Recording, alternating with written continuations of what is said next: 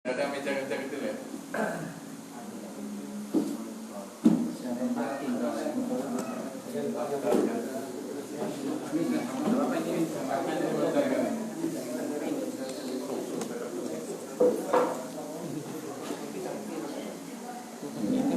Biar lebih bergerak, kelihatan lebih bagus kan?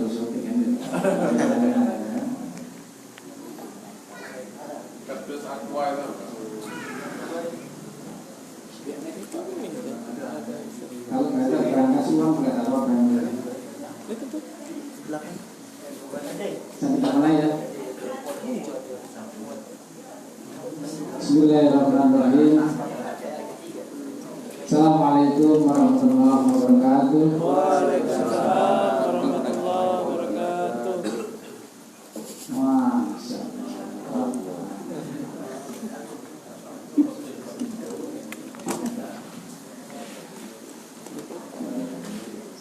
Sembunyi kakinya.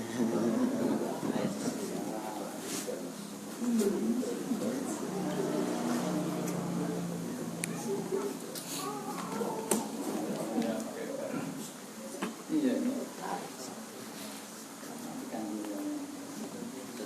Kebanyakan lemak.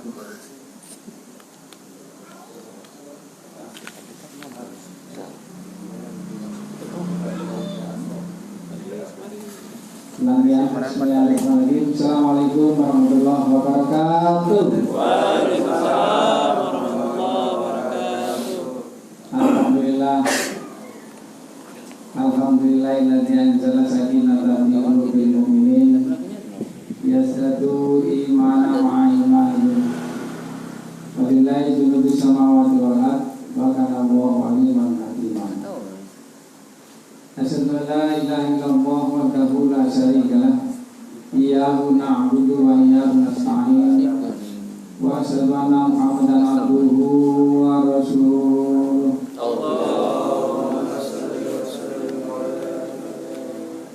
Allahumma sholli wa sallim wa barik ala sayyidina wa habibina wa syafiina wa qurrati a'yunina Muhammadin wa ala alihi wa sahbihi wa man tabi'ahum bi ihsanin ila yaumil qiyamah. Subhanaka la ilma lana illa ma 'allamtana innaka antal alimul hakim. Rabbi shrah li sadri wa yassir li amri wa hlul 'uqdatam min lisani yafqahu qawli. Allahumma arhamna bil Qur'an amma ba'd.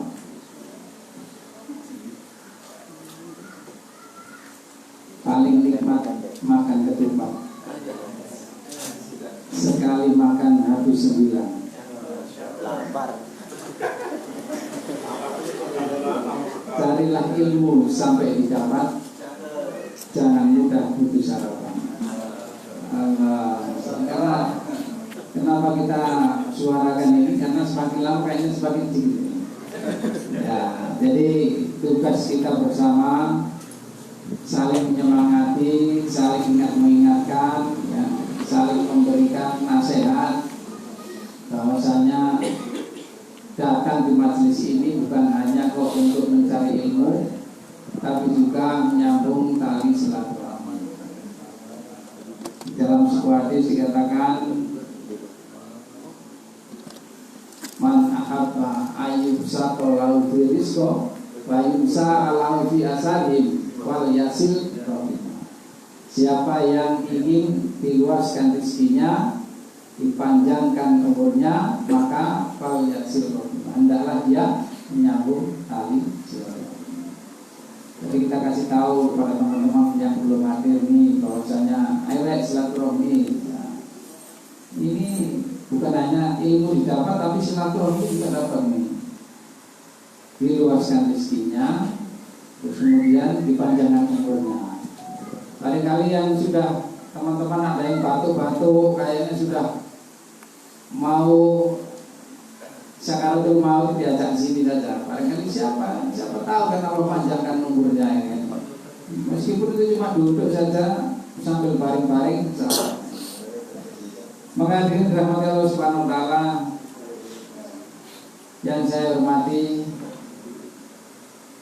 Bapak Ketua Wakil Ketua Pengadilan Agama Bapak Yayaji Barosi, orang tua kita semua, serta staf ya. Ini ada stafnya juga kan. Yang saya hormati, nggak apa saya satu persatu ini. Ketua Komunitas Ulama Rosidin, Mas Aris, Tuan Guru yang ada di Surabaya, mudah-mudahan sehat selalu, berkah punya. Yang saya hormati orang tua kita juga, Bapak Yono itu, Masya Allah, penyemangat kita dalam urusan pembangunan. Mudah-mudahan rumah yang bakal segera jadi. Yang saya hormati yang hadir semua di sini, enggak hafal semua kecuali Pak Toh hafal saya. Ya, mudah-mudahan semuanya selalu berkahi, dirahmati dan diridhoi Allah Subhanahu wa taala. Wabil khusus Bapak Sas ini tuan rumah, selalu tuan rumah. Mudah-mudahan rumahnya seperti rumah kalau kita memandang bintang di langit, rumah yang penuh cahaya, di dalamnya penuh dengan keberkahan, rezeki terus mengalir, diluaskan rezekinya, dan rumah tangganya menjadi rumah tangga yang sakinah mawaddah. Ngomong menunya apa nih Pak? Jadi hadirin dirahmati Allah Subhanahu wa taala, ini kan kita ini berkumpul tiap malam.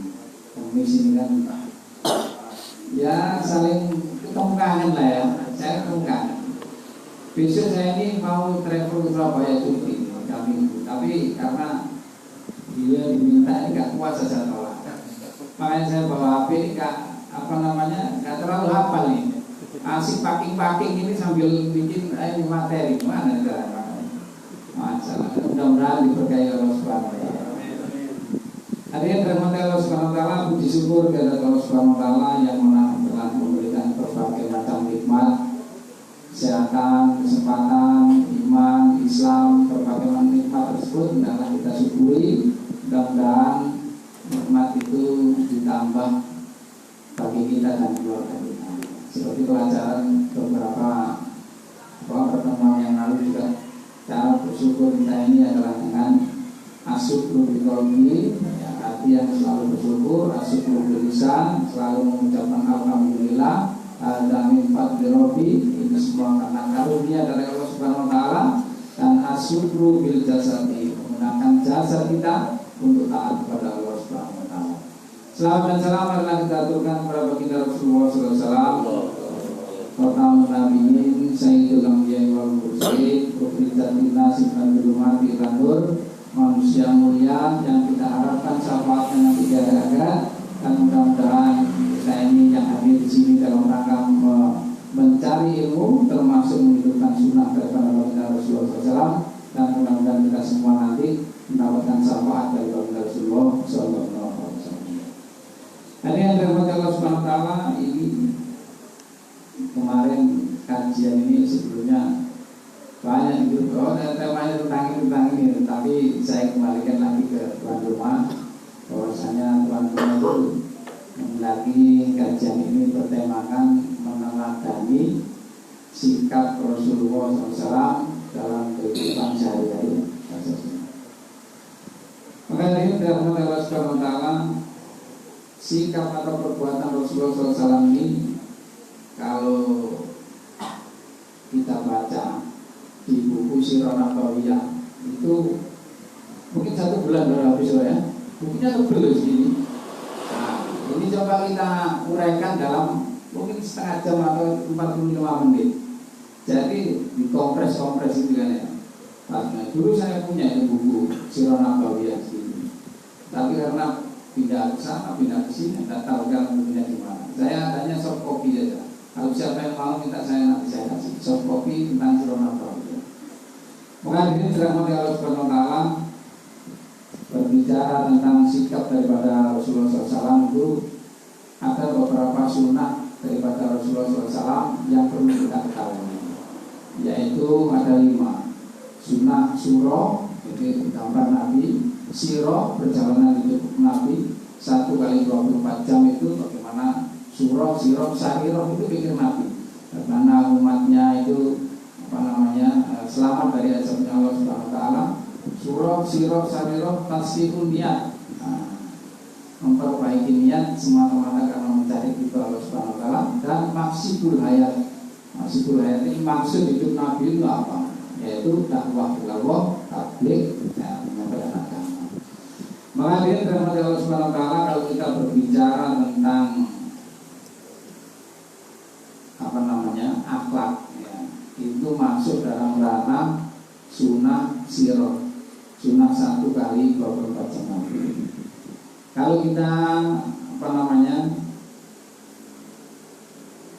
dalam akhlak itu, dalam perilaku Rasulullah itu ada 3 yang paling pokok. Yang pertama sifat baginda Nabi, kemudian yang kedua akhlak, yang ketiga perbuatan. Kalau dibahas 3 ini kayaknya nggak nyampe waktunya. Mungkin pertemuan kali ini mungkin sifat dan akhlak saja itu pun sudah cukup. Hadirin rahmati Allah Subhanahu wa taala, sifat Nabi itu kalau ada pelajaran saya waktu kecil, waktu di SD itu ada 4 dan kita tahu bersama waktu pelajaran SD itu, yaitu sifat siddiq, kemudian amanah, kemudian tabligh, kemudian fatona. Kita hafalkan dulu pelajaran SD, kecuali yang langsung SMP kalau SD. SMP mungkin ya diulangi lagi itu. Nah, siddiq, amanah, tabligh, fatona. Hadirin rahmati Allah Subhanahu wa taala, kita bahas satu persatu dulu ya. Biar kita paham. Sifat siddiq ini adalah kejujuran. Siddiq ini jujur, berkata benar, tidak bohong, tidak dusta, tidak ngibul. Pokoknya berkata jujur atau berkata dengan benar seperti ini. Rasulullah SAW, kalau kita bicara tentang, kita ambil contoh misalkan api gitu ya. Api itu sifatnya membakar, sifatnya panas, sifatnya menghancurkan. Kalau kita bicara tentang air sifatnya dingin, mudah menyesuaikan dengan bentuk, tidak mudah dimanfaatkan kan gitu. Sifat-sifatnya air. Adapun mungkin kalau bicara enggak saya bercontoh teman-teman, saya bercontoh saya sendiri. Mungkin antri kok terkenal sifatnya apa itu? Mungkin ya nggak tahu teman-teman sendiri yang bisa menilai kan sifat saya bagaimana gitu ya. Kalau kita berbicara tentang Rasulullah itu langsung Rasulullah ini selalu berkata dengan jujur. Rasulullah ini langsung ada stempelnya gitu. Ini manusia yang jujur, manusia yang amanah, manusia yang selalu menyampaikan agama, manusia yang cerdas, fatona cerdas ya. Nah, kita bahas tentang siddiq. Kalau siddiq ini jujur. Rasulullah ini dalam berbagai aktivitasnya, baik dengan keluarga, dengan muamalah, muasyarah ini hubungan kita dengan keluarga, selalu jujur, dengan keluarga jujur, dengan kawan jujur, kemudian dengan pada saat beliau menjadi pedagang juga jujur, dagangnya itu ya apa adanya, kalau buruk diberikan buruk, kalau ngambilnya sekian ya dibilangin sekian. Misalkan karena dengan kejujuran ini maka Rasulullah sukses berdagang. Banyak dagangan yang dibawa oleh Rasulullah itu sebelum jadi Rasul, sebelum diangkat jadi Nabi itu selalu sukses beliau, membawa banyak keuntungan. Ulangnya sekian, dibilangin sekian, silakan ambil berapa, yang penting saya ada untung. Silakan, terserah yang penting saya ada untung. Nah itu malah banyak seperti itu untungnya. Tapi kalau sekarang disesuaikan dengan zaman, disesuaikan dengan kondisi yang paham, yang pedagang-pedagang. Artinya nggak pernah menipu, nggak pernah mengurangi timbangan, gitu. Nggak pernah atasnya itu bagus, bawahnya jelek, bagus semua, jelek semua. Kan? Sifat jujur beliau. Nah ini karena sifat jujur ini merupakan fondasi yang sangat mendasar, sifat yang harus dimiliki oleh seseorang. Ada satu kisah pada saat perang Tabuk itu perang ke-9 Hijriah. Pada saat itu musim panas, musim paceklik. Biasanya Rasulullah kalau mau perang ini tidak diumumkan, tidak diumumkan mau perang kemana ya. Tapi perang Tabuk ini di mana akan menghadapi pasukan Romawi 40.000 orang. Rasulullah mengumpulkan semua orang tentara terkumpul 30.000 orang kita mau perang Tabuk. Pada saat kaum muslimin sudah persiapan, kemudian berangkat, ada 3 orang sahabat ini. 3 orang sahabat ini tidak ikut berperang, padahal tidak ada uzur mereka ini. Siapa sahabat itu adalah 3 orang, Ka'ab bin Malik, kemudian Hilal bin Umayyah, sama Murarah bin Rabi. Jadi mereka itu menunda-nunda. Wah, nanti aja lah saya persiapan mati, saya bisa menyusul Rasulullah dan rombongan. Begitu terus sampai mereka betul-betul ketinggalan, ya, nggak jadi berangkat mereka. Padahal nggak punya musuh.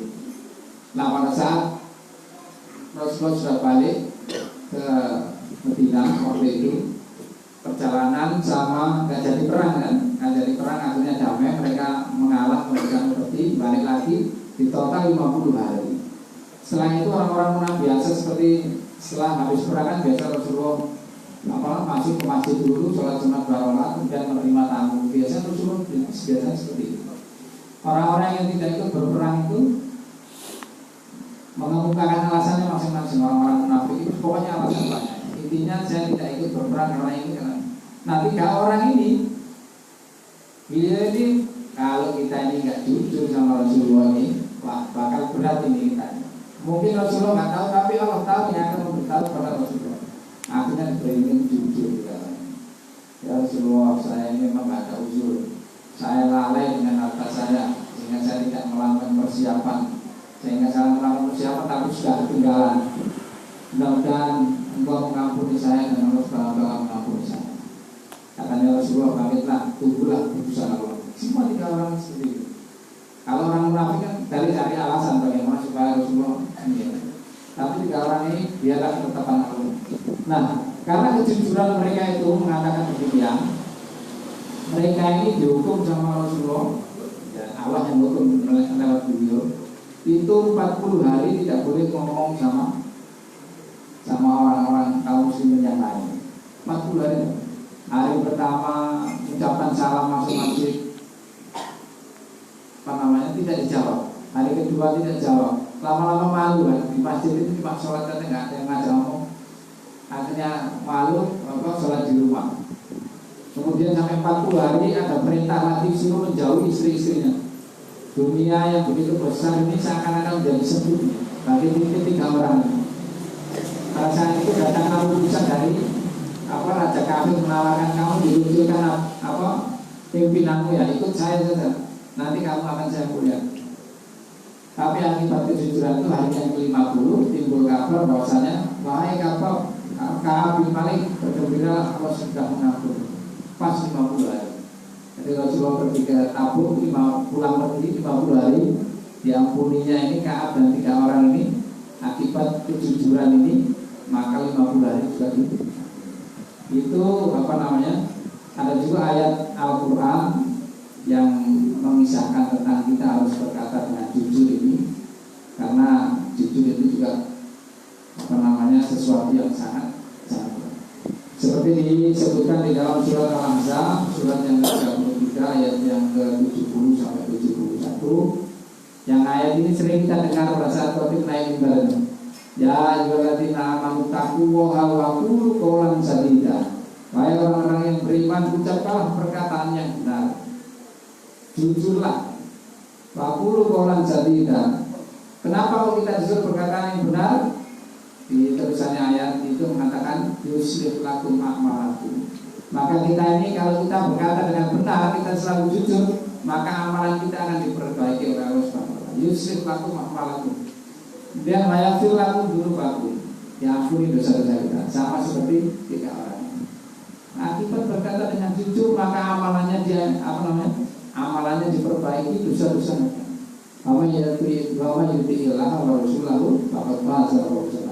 Kalau kita mengikuti Rasulnya, mengikuti Allah dan Rasulnya, kalau kita selalu berkata jujur, tidak dusta, maka faqad faza fawzan azima. Sungguh manusia ini yang jujur ini akan diberikan fawzan azima, kemenangan yang azim. Mengajukan dirahmati Allah Subhanahu wa taala, sebagai implementasi ayat ini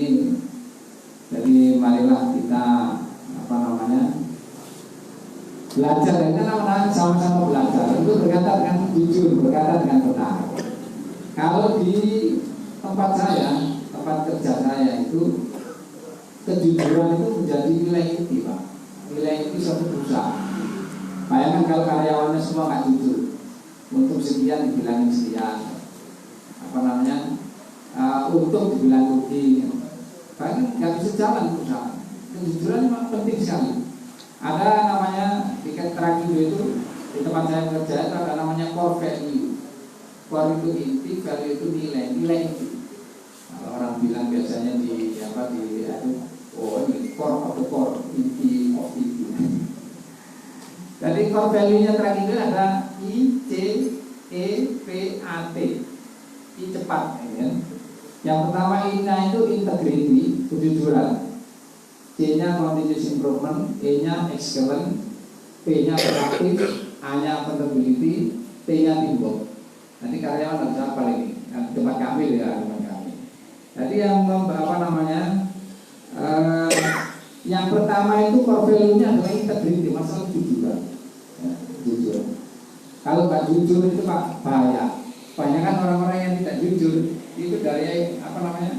Lama-lama itu kesingkir dari perusahaan. Kalau istilah Jawanya itu becik ke titik Allah. Sesuatu yang baik itu pasti akan diketahui, sesuatu yang buruk pasti juga akan diketahui juga. Becik ke titik Allah. Nah, marilah kita sama-sama belajar untuk berkata dengan jujur seperti dengan sifat Rasulullah yang pertama yaitu siddiq. Dari keluarga juga jujur Pak, dengan anak gitu. Kadang-kadang kita suka sering sama anak itu nggak berkata jujur. Anak sering dibohongi, anak nangis saya, jangan nangis saja, ada kuntilanak. Anak dibohongi, pantas juga. Kalau anaknya besar, bapaknya dibohongi. Istri bohong sama suami, suami bohong sama istri. Istri bilangnya pergi ke pasar, tahu-tahunya nyasar. Nggak tahu nyasar kemana, lama nggak pulang katanya ke pasar. Kok nyasar? Suami katanya pergi rapat, ya. Pergi rapat, tahu-tahunya merapat. Nggak tahu merapat kemana ini. Mungkin sama yang kirang itu kali. Kalau mau nambah ini ada beliau ini, tinggal ketok beres ya. Allah. Jadi kita coba untuk meneladani sifat baginda Rasulullah yang pertama. Kita coba untuk belajar jujur. Ya. Karena jujur dengan jujur itu kita akan selamat. Kita akan selamat. Tapi kalau sudah misalkan kita terlanjur kita mengucapkan sesuatu yang tidak jujur ya minta maaf kita perbaiki lagi. Terus kemudian sifat Rasulullah yang kedua adalah amanah. Jadi amanah ini kalau melekat pada diri seseorang, melekat pada sifat itu namanya bisa dipercaya. Jadi Rasulullah itu sampai saking bisa dipercayanya itu sampai bergelar al-amin. Artinya apa? Orang yang bisa dipercaya. Kalau dipercaya sama misalkan komunitas sekolah Fajr ini percaya sama saya misalkan, oh saya percaya sama Pak Andri ini, saya titipkan uang saja ke Pak Andri atau saya titipkan barang ke Pak Andri, itu biasa. Biasa karena apa? Karena kita satu komunitas saat ini. Tetapi Rasulullah itu dipercaya baik kawan maupun lawan. Loh, orang yang memusuhi Rasulullah itu mempercaya, saking percaya dengan Rasulullah padahal musuhi, itu menitipkan barang-barangnya, uangnya, dinarnya kepada Rasulullah. Setelah titip pada Rasulullah, dinarnya, barang-barangnya, itu mereka mengadakan rapat mau membunuh Rasulullah. Padahal barangnya dititipkan sama dia, sama Rasulullah.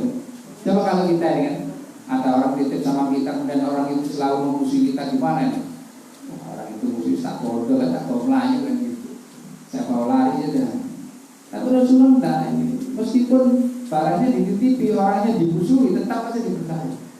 Sehingga pada saat malam sebelum Rasulullah hijrah itu, Rasulullah berpesan pada Ali, wahai Ali, tidurlah di tempat ini. Dan besok tolong kembalikan harta orang-orang yang menitipkan hartanya kepada saya. Ini simpulan gini, simpulan segini, simpulan segini. Ini sampai begitu Pak. Orang titip habis itu mau dicelakai kan lucu juga aneh. Jadi disegani sama kawan, disimpan sama lama. Maka dia dirahmati Allah Subhanahu wa taala. Amanah ini dikembangkan kepada manusia. Juga kita juga mendapatkan amanah. Apa amanah yang dikembangkan kepada manusia? Adalah di surat Al-Baqarah surat yang kedua ayat 197 itu Watajawadu fa inna khairal jati taqwa wattaquni ya ulil absar. Berbekalah sesungguhnya sebaik-baik bekal adalah takwa. Wattaquni dan bertakwalah kepada saya katanya Allah ini ya ulil absar, wahai orang-orang yang mempunyai pikiran.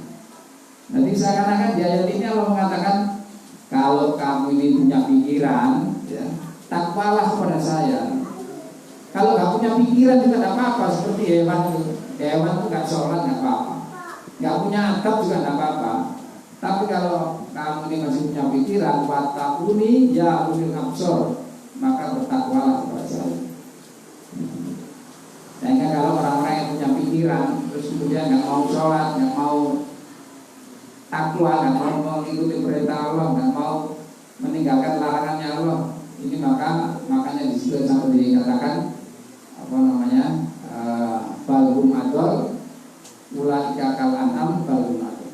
Mereka itu seperti hewan ternak balhum adol, bahkan lebih sesat lagi. Karena apa? Punya pikiran, punya akal, akan digunakan untuk taat kepada Allah Subhanahu wa taala. Maka diri dan rahmat Allah Subhanahu wa taala ini amanah ini berat. Amanah kita ini bagaimana supaya kita takut kepada Allah. Ada gambarannya di Al-Quran itu di surat Al-Hasr itu juga. Di Al-Hasr itu disebutkan bahwasanya kalau amalan itu amanah itu dilimpahkan kepada gunung, maka gunung itu akan tunduk terpecah karena takut kepada Allah Subhanahu wa taala. Disebutkan di dalam surat Al-Hasr surat yang ke-29 ayat yang ke-21. Lawan jana hadzal Qur'ana ala jabalin la ra'aitahu khashi'an mutasaddian min khasyatillah wa tilkal amsal nadribuha la'allahum yatafakkarun. Lawan jana hadzal Qur'ana, jika sekiranya hadzal Quran atau amanah bagaimana supaya mentaati Al-Qur'an ini, hadzal Qur'ana ala jabalin kepada diturunkan kepada gunung. Lawan jana hadzal Qur'ana ala jabalil la ra'aitahu khashi'an min khasyatillah, mereka akan takut dan tunduk terpecah belah. Ya. Maka ini dirahmati Allah Subhanahu wa taala, kalau gunung saja terpecah belah karena apa? Gunung ini tidak punya pikiran. Wajar gunung pecah. Tapi kalau kita kan punya pikiran, bisa mengolah maksudnya. Maksud saya bagaimana supaya kita jaga amanah. Dalam lingkup manapun kita berada, kita jaga amanah. Kayak ini kayaknya sudah pernah saya sampaikan di masjid sebelah masjid itu. Kita jaga amanah, baik di pekerjaan kita jaga amanah. Anak kita, anak ini kan titipan, kita diberikan amanah anak ini kita jaga, kita rawat amanah kita berupa anak. Bagaimana caranya? Ya kita didik dengan baik, kita sekolahkan dengan baik, kita suruh ngaji, kita ajarkan pengetahuan yang baik. Kita ajarkan juga istri kita bagaimana istri kita itu taat sama Allah Subhanahu wa taala. Bagaimana kita rumah tangga kita ini sampai kakek nenek. Tentunya masih ingat saya terima nikahnya Fulan binti Fulan dengan mas kawin. Itu hakikatnya itu menjaga bagaimana pasangan kita itu sampai masuk ke dalam surga. Jangan sampai kita karena sudah kayaknya sudah tua ya pasangan saya, umur 50 tahun, ya minta nanti casing, padahal nggak ada masalah apa-apa. Ini namanya nggak menjaga amanah. Terus sudah 50 tahun waktunya nanti casing. Walaupun 50 itu ke 25-an 2. Ada sini Pak, ada Pak? Nggak ada ya? Nah, kalau ada saya mau minta resepnya. Allah, kalau nggak ada apa-apa Pak, jangan dilakukan ya. Ini ada ini nanti itu Pak. Hadirin dirahmati Allah Subhanahu wa taala, itulah amanah ya, amanah. Kemudian sifat beliau yang ketiga adalah tabligh. Tabligh ini menyampaikan. Kalau dakwah ini mengajak, tabligh ini menyampaikan. Nah juga hadisnya mengatakan balighani walau ayat, sampaikan walaupun satu ayat. Saling mengingatkan balighani walau ayat, sampaikan walaupun satu ayat. Di surat Yusuf ya, surat yang ke-12 ayat yang ke-108 ini disebutkan kul hadhihi sabili ad'u ila Allah ala basiratin ana wa ma'anit tabani. Kul hadhihi sabili, katakanlah bahwa ini jalanku, ala basiratin, dengan hujah yang nyata, ana wa ma'anit tabani, aku beserta orang-orang yang mengikutiku. Dalam kitab tafsir Al-Muyassar, tafsirnya dari Kementerian Arab Saudi, yang ditambahkan dinamakan ana wa ma'anit tabani, mengikuti itu adalah meneladani, sama juga meneladani. Kalau orang-orang yang mau meneladani itu, maka balighani walau ayat, sampaikan walaupun satu ayat. Kalau mau menuruti jalan hadis sabili atau ini jalan itu kenapa? Mengajak orang untuk taat. Pekerjaannya Rasulullah itu Pak, itu tiap ketemu orang beliau selalu mengatakan ya ayyuhan nas qulu la ilaha illallah, wahai manusia ucapkan la ilaha illallah, tidak ada Tuhan selain Allah. Itu maka gampang. Ini maka tugas daripada menyampaikan agama itu bukan hanya tugas para kiai saja, bukan hanya tugas para ustadz saja. Maka tugas ini bagi kita semua. Tugas sampaikan agama ini. Kalau di lingkup keluarga kita, ya kita kepala kementerian kita sampaikan. Fadilah untuk menyampaikan agama ini sangat banyak sekali. Ini kalau kita lihat di surat Al-Imran, surat yang ketiga ayat 104 ini, itu dikatakan wal takum minkum ummatun yad'una ilal khair wa ya'muruna bil ma'ruf wa yanhauna 'anil munkar. Tidaklah ada segolongan dari kalian itu yang ya'muruna bil ma'ruf wa yanhauna 'anil munkar, yang mengajak manusia itu untuk berbuat yang baik dan melarang pada kemungkaran.